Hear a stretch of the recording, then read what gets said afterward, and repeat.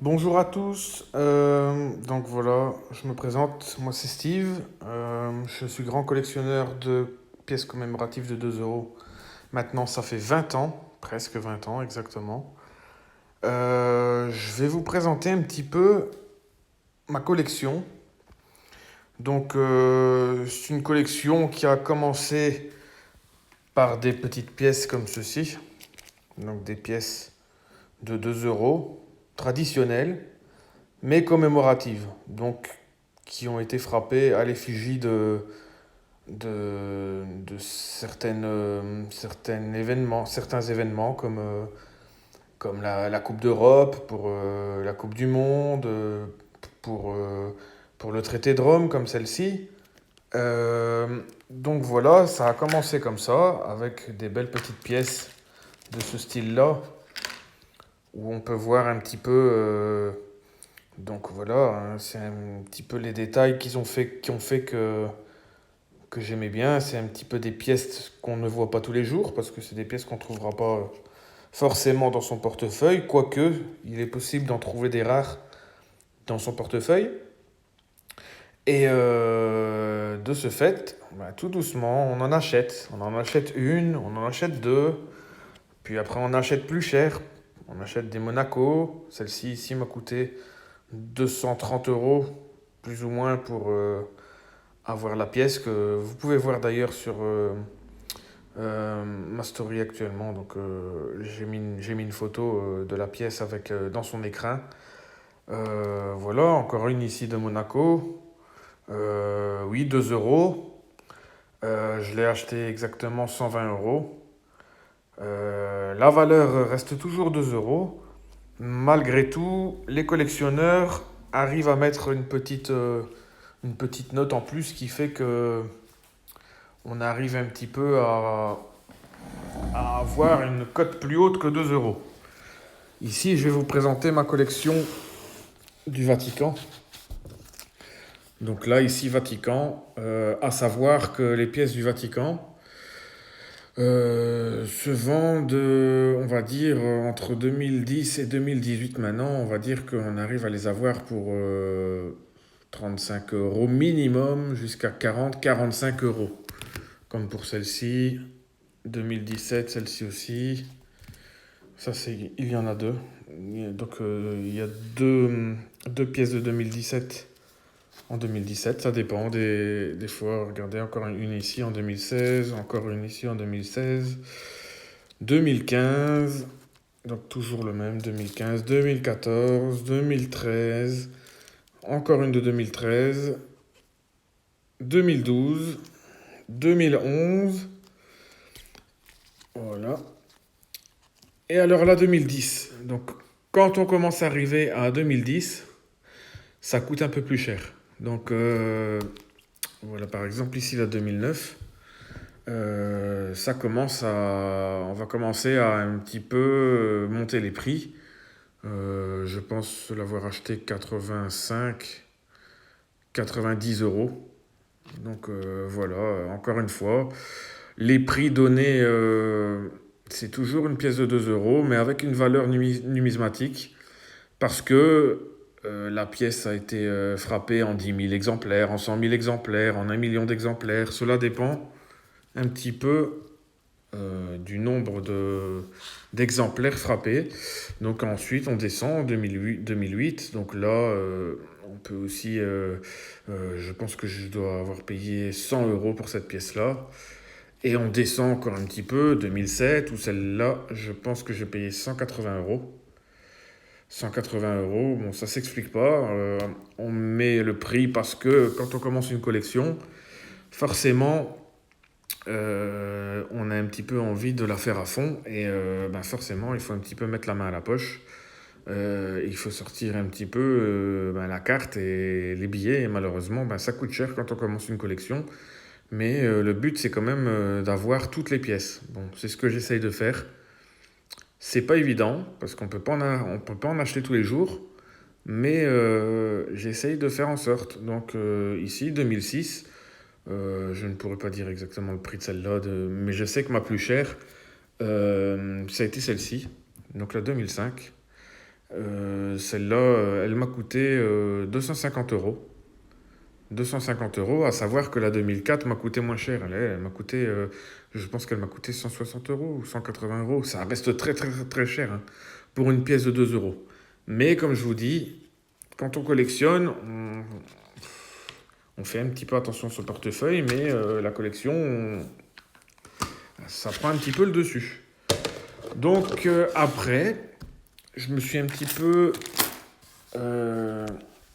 renseigné sur les prix des starter kits. Les starter kits, c'est les kits en euros qui nous ont été, attendez, donnés donnés par les banques au tout début,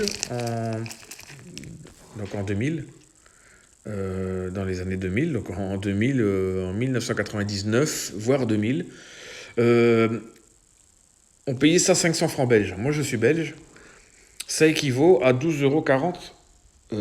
12,40 €, donc la monnaie de maintenant. Et c'est des pièces, comme vous pouvez le voir. Je vais faire un petit zoom. C'est des pièces belges et elles sont de 1999. Vous pouvez le voir juste ici. Voilà, 1999. Donc le paquet, lui, n'a jamais été ouvert. C'est un paquet qui vient de la banque. On va dire que maintenant, il y a 20 ans. Ça vient de la banque. Et on peut voir 12,40 €. Maintenant, de nos jours, j'ai vu que les paquets valaient le double, voire le triple du prix. Donc pour avoir un paquet comme ça, maintenant, il faut quand même... on peut en trouver à 20-25 €, mais ça peut aller jusqu'à 30, voire 40 €. Ça dépend pour lesquels. Là, c'est un euro mini kit, comme ils disent. Euro mini kit, c'est belge.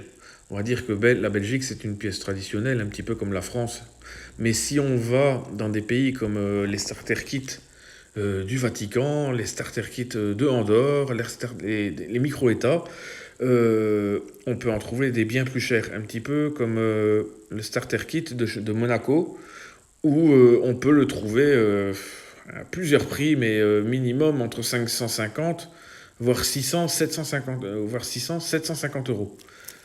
Donc, encore une fois, de l'investissement, de l'achat, c'est un petit peu à vous de choisir ce que vous voulez faire dans votre collection.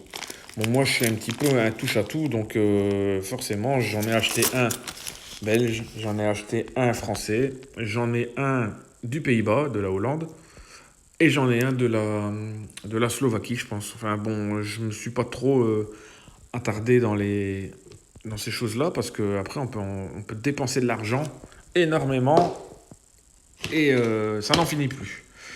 Ici, je peux vous présenter une collection. C'est ma collection de Andorre. Voilà.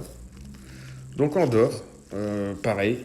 Andorre a commencé à émettre des pièces, comme celle-ci, en 2014. Donc les premières pièces d'Andorre viennent de 2014. Donc là, c'est 2016, comme vous voyez. Mais elles se trouvent un petit peu dans des pochettes plastifiées, comme ça. Vous n'allez pas les trouver en circulation, celles-ci. Encore une fois, c'est possible d'en trouver en circulation. Une pièce comme ça, c'est entre 25 et 30 € dans sa pochette. À savoir que la pochette est limitée en 85 000 exemplaires. Donc là, c'est un tirage limité, comme il est marqué. Et se retrouve numérotée aussi. Donc là, c'est la 33 197e pièce. Voilà. Pareil pour toutes les autres d'ailleurs. Donc voici la toute première pièce. Ça, c'est la toute première pièce ici, émission officielle de l'euro 2014. 2014, un petit peu, voilà, si vous voyez bien la pièce en question, 2014, donc c'est pour le 20e anniversaire d'Andorre.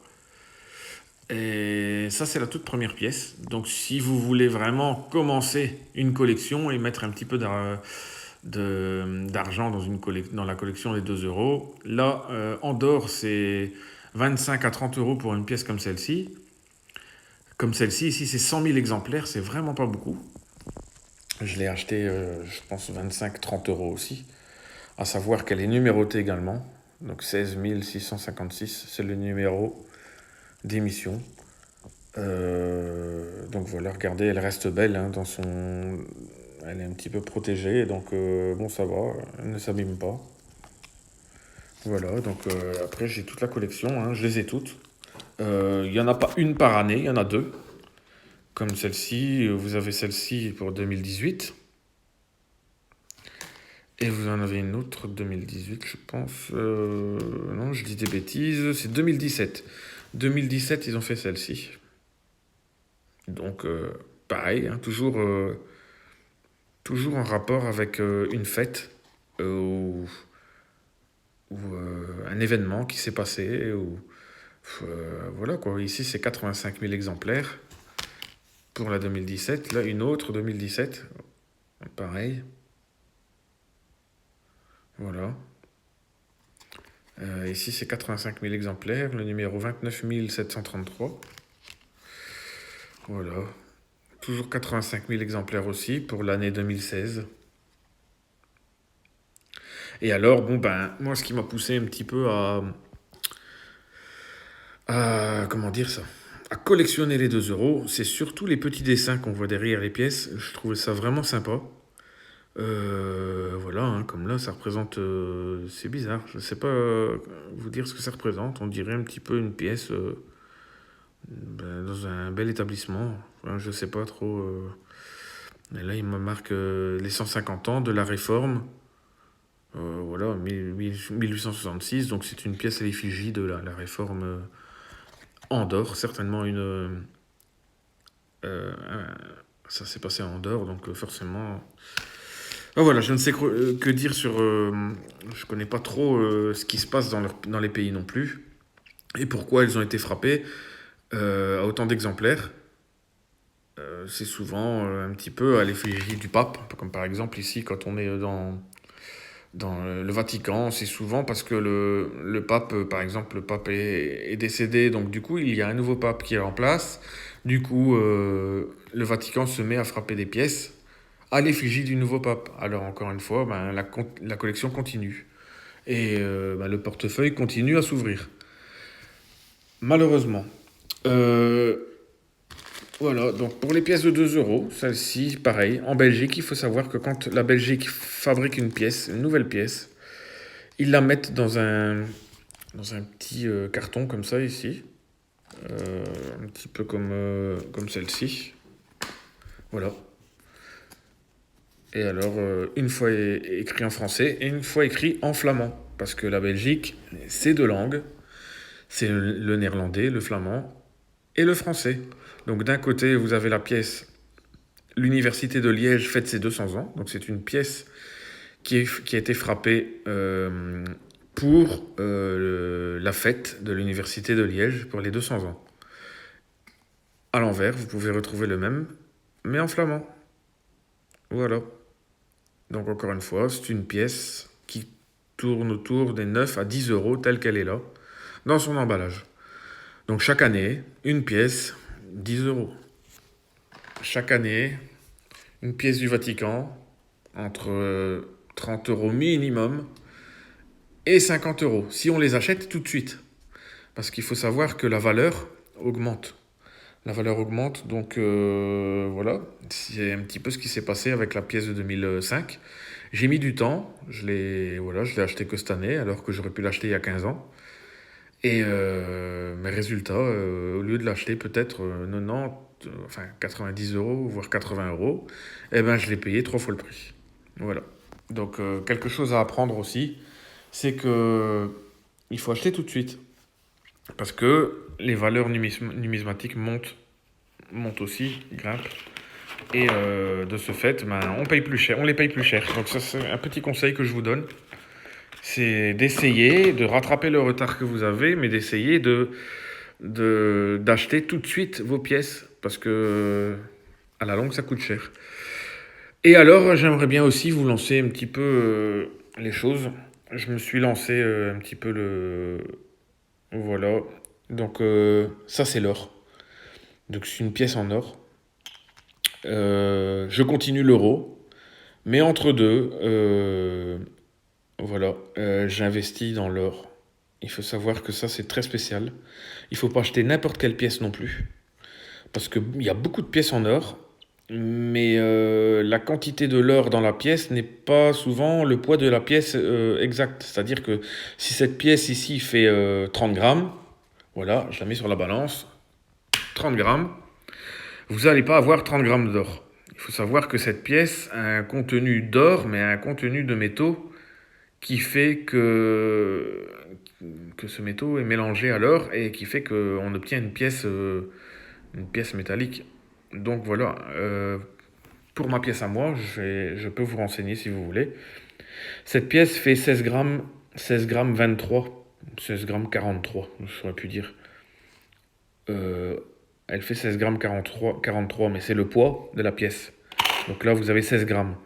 Il faut savoir que dans cette pièce-là, dans les 16 grammes d'or, de poids, vous avez que 15 grammes d'or. Vous allez me dire 15 grammes, il y a 1 gramme où c'est pas de l'or. Les 1 gramme restants, c'est des métaux mélangés à l'or. Parce que l'or est tendre. Et du coup, pour éviter que la pièce soit trop fragile, on la mélange avec 1%, 1%, 1% 40 plus ou moins, de, de métal en plus, donc dedans. Donc en fait, on met de l'or et on met du cuivre. Donc voilà. Je reviens un petit peu sur mes mots. Cette pièce-là, donc, a 1% de, on va dire, 1 gramme de cuivre et le reste, c'est tout de l'or.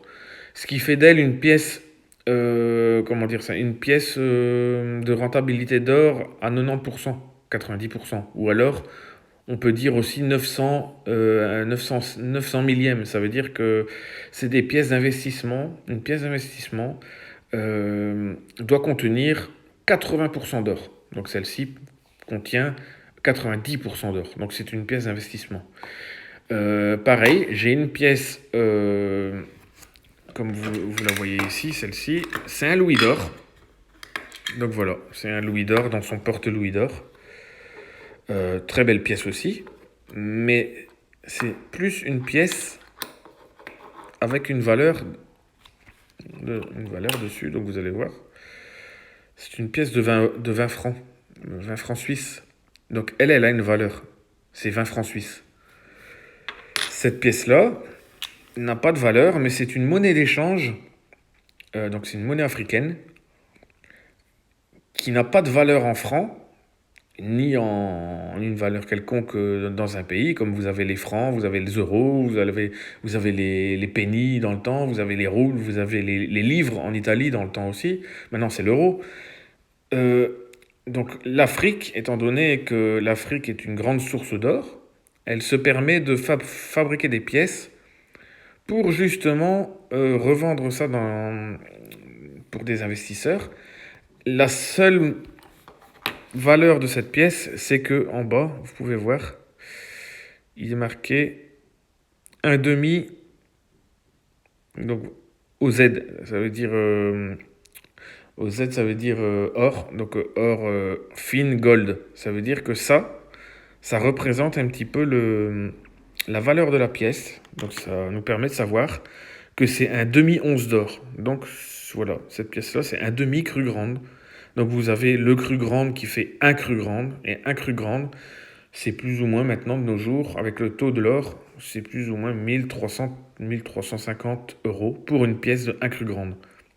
Donc vous l'avez deviné, celle-ci c'est un demi-cru grande, donc c'est la moitié de 1350 euros.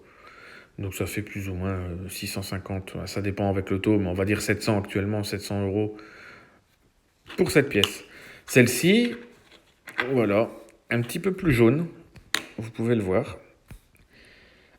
Plus jaune parce qu'en fait, ça reste une pièce en or, mais avec plus de métal mélangé dedans.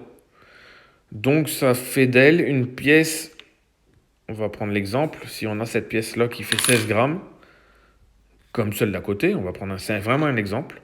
Ben dans celle-ci, au lieu d'avoir 15 grammes d'or et 1 gramme de cuivre, ben dans celle-ci, en fait, vous avez 12 grammes d'or et le reste en cuivre. Donc ça fait qu'elle a un teneur en cuivre plus élevé que celle-ci, donc sa pureté d'or est moins haute. Donc ça fait d'elle une pièce d'investissement, oui, mais pas de pureté. Voilà, elle n'est pas pure comme celle-ci.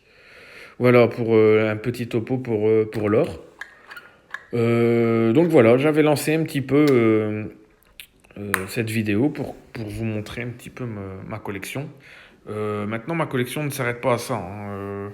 J'ai encore une collection, je peux vous montrer vite fait.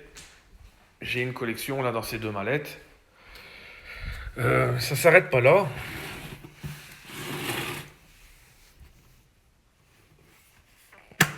Voilà, j'ai deux mallettes pleines. Voilà.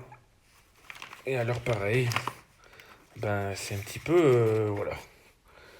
Voilà. Donc ça c'est l'année 2000 ça c'est l'année 2000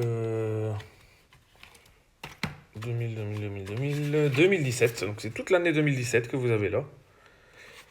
Ça c'est mon listing. Donc en fait pour l'année 2017, il me manque le Pays-Bas et Malte. Voilà. Et bien sûr les fameuses pièces qui coûtent très cher. Saint-Marin, il y en a deux pour 2017. Donc c'est deux pièces que je dois acheter. Et certainement que je vais encore une fois payer l'équivalent de 30 à 40 euros par pièce pour Saint-Marin. Parce que Saint-Marin c'est très cher. Donc voilà. Je vais continuer mes vidéos. Donc tenez-moi au courant. S'il y a des Français, s'il y a des Belges, s'il y a des gens qui parlent un petit peu français ou si vous comprenez le français. Voilà, je peux vous parler sur l'or, comme sur l'euro, comme sur les valeurs des pièces rares, parce que j'ai des pièces rares aussi.